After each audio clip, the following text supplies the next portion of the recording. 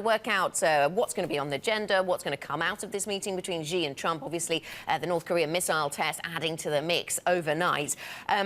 How nervous are markets, though? We started with this story around the tech sector in Taiwan recovering since the election of Donald Trump. The argument goes, if markets and investors were really that nervous about China-US trade, these stocks would be weaker than they are. What does your universe tell you about how nervous the markets are? Well, I think there's definitely an element of risk-off, but it's very, very mild. To a certain extent, it's being driven by the market reassessing in general what's been happening with the pledges that Trump has made on several fronts, and specifically with China. I don't think that the market is really pricing any significant developments or even a fallout, as was mentioned before. And I think largely it's going to be an exploratory meeting for both sides. But looking at various gauges, I mean, obviously some risk-on currencies are relatively down on a month-to-date basis, but I think that largely has to do with some correction that we've seen in commodity prices. Okay, Matt. What do you think, Vasilios, about Trump's chances of getting anything passed? I mean, after the dramatic failure of the healthcare legislation, and of course they're going to try again, but does that take away a lot of the market's confidence in Trump's stimulus measures? Right. I think that's a very interesting question, but I think that makes an implicit assumption that what has actually driven markets to a large extent has come on the back of Trump expectations. And this is where I beg to differ relative to consensus. Because I really think there is a larger element of a global growth upswing that has been driving the markets for quite some time now.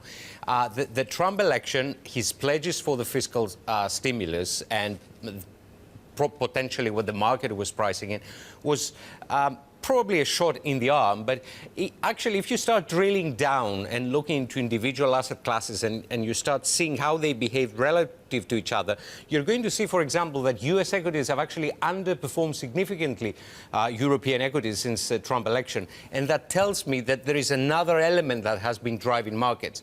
So a paring back of these expectations as to what Trump is going to do is probably going to have an effect at the margin, but I don't think it's going to be the main driver for markets. I want to draw your attention to something from the U.S. Secretary of Commerce, Wilbur Ross, Vasilios, writing in the FT, and we've got a quote from him. The Department of Commerce's report to Mr. Trump will help him to fulfill his commitment to staunchly defend the U.S. against unfair trade practices, and he refers to what Donald Trump has called the new NAFTA, NAFFTA, which includes the word not just free trade, but free and fair trade. Now, what was most interesting, I thought, about this editorial that Wilbur Ross has written in the FT was actually underneath it. It says Peter Navarro, Director of National Trade Council, contributed to this article. And lots of people have been saying, you know, who is really guiding trade policy? Is it Trump? Is it Navarro? Is it Wilbur Ross? And to see the two of them collaborating at least on this article. I mean, how does this all play, this conversation around trade, play into your what has been quite a dollar negative view?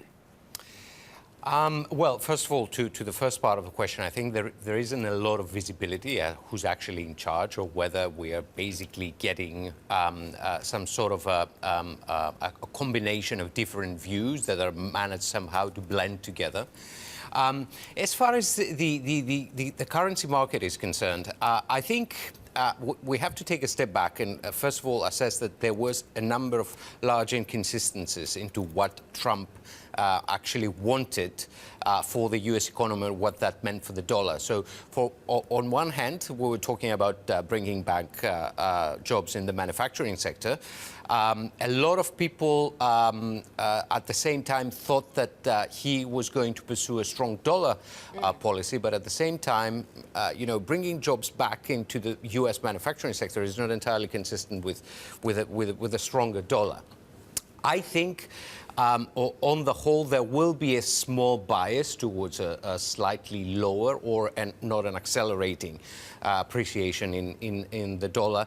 But again, you know, the dollar is in the hands of the market. And I really think that from here on, we're going to see an ongoing depreciation in the dollar. OK, Matt, let's bring in the Fed line. Well, Yeah, because to some extent, the dollar's in the hands of the Fed. Richmond Fed President Jeff Lacker has resigned over his role in a 2012 leak of confidential information about the central bank's policy options. Lacker admitted he should have ended a call with an analyst who brought up an important non-public detail and that he failed to inform the FOMC that the analyst had the confidential information. He was already due to retire in October and was not an FOMC voter this year. So, Vasilios, how important is this resignation beyond the sort of drama of the story?